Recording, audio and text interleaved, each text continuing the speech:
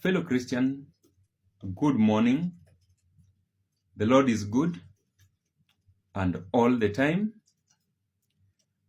It is good morning. The Lord has given us an opportunity to see another day. We are not that much better than those who have not managed to see this new day. But because of His sufficient grace to us, we have to thank Him for this new day. Today's devotion, allow me to share from the book of Luke 23, from chapter 1 to chapter 25. Before then, what was preceding this occurrence, we know Jesus was betrayed and arrested in Gethsemane. We know how Peter denies Jesus 3 times. And we know how Jesus faced the Sanhedrin. In chapter 23, of our key interest this morning, it reads, the headline reads, Jesus handed over to Pontius Pilate. And I'll read very fast, then share a word in that verse. Then the whole multitude of them arose and led him to Pilate. 2. And they began to accuse him, saying, we found this fellow perverting the nation and forbidding to pay taxes to Caesar, saying that he himself is Christ a king. Then Pilate asked him, saying, are you the king of the Jews? He answered him and said, it is as you say. 4.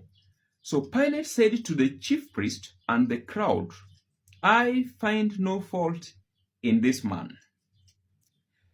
But they were the more furious, saying, he stirs up the people, teaching throughout all Judea, beginning from Galilee to this place. Chapter 6, verse 6.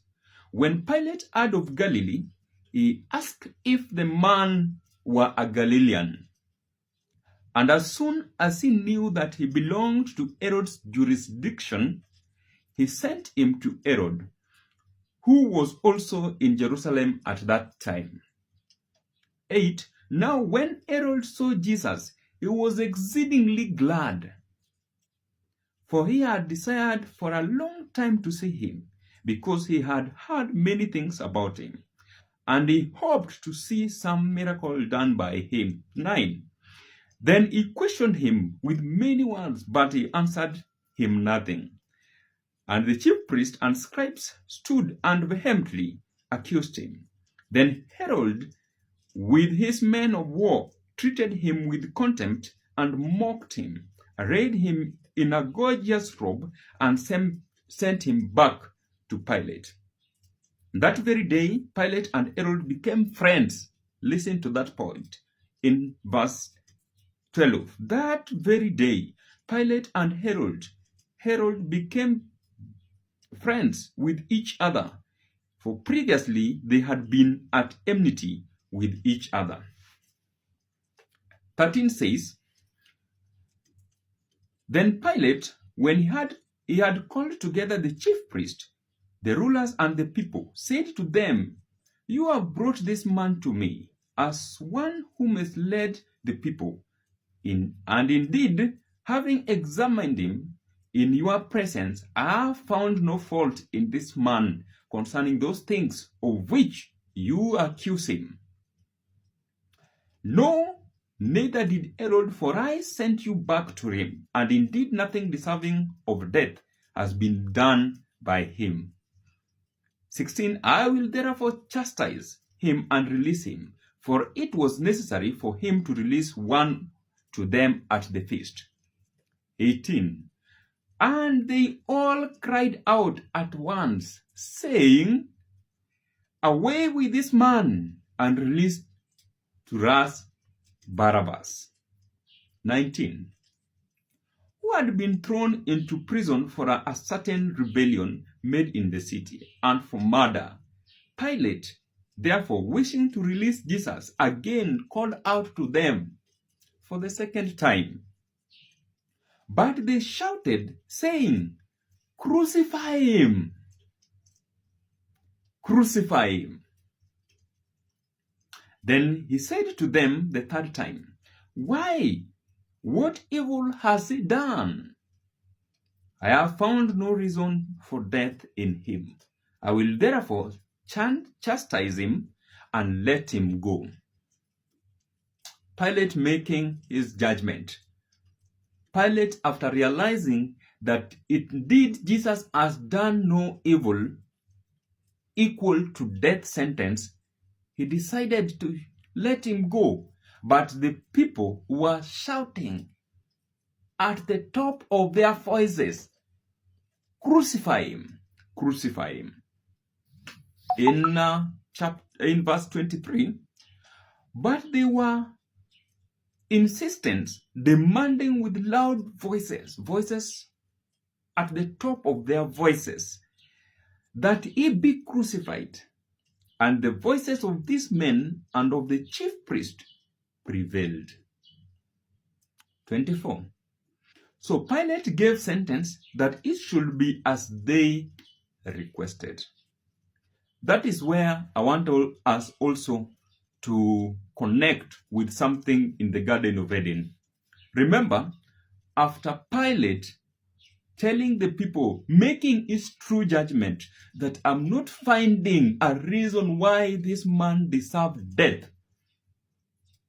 And in 24, so Pilate gave sentence that it should be as they requested, because the people, the Romans, were requesting Jesus to be crucified.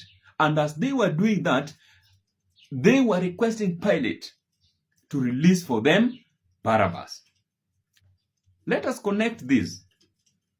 What Pilate is doing in verse 24. So Pilate gave sentence that it should be as they requested. Human beings were given free will by God. In the Garden of Eden, when God commanded Adam that you should eat fruit of this kind, but the day you will eat fruit from the middle of the tree, you will die. God gave them a free will. They were at liberty to make a decision. And their decision, no matter the decision they were to make, there were consequences. Either positive consequence or negative consequence to their decision. God gave humankind a free will, a choice to make their own decision. We are seeing Romans making their decision that the man who was accused of murder to be released, and the one whom their rulers are not finding any wrongdoings, to be crucified. And Pilate, because having in mind that God gave human being a free will to make their choice, he decided in verse 25, and he released to them, he gave them the Barabbas they requested, the one they requested, who for rebellion and murder had been thrown into prison, but he delivered Jesus to their will, the free will given to human being. Fellow Christian, this morning, the reason why I'm sharing this verse with us this morning, how many times are we calling for crucifixion of Jesus? How many times are we calling for crucifixion of Jesus? How many times are we joining the Romans, the great multitude, in calling Pilate to crucify Jesus? If you read the book of Galatians 5:19, it elaborates what the things which, if you do, you are indirectly joining the great multitude in calling for crucifixion of Jesus. We talk about hatred. Jesus taught us to love each other, love one another as we love ourselves. You engage on adultery, fornication,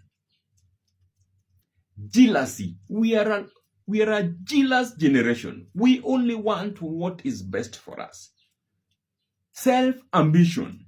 When you are engaging yourself in all those, then you are calling the great multitude to crucify Jesus and release Barabbas. I pray that we call for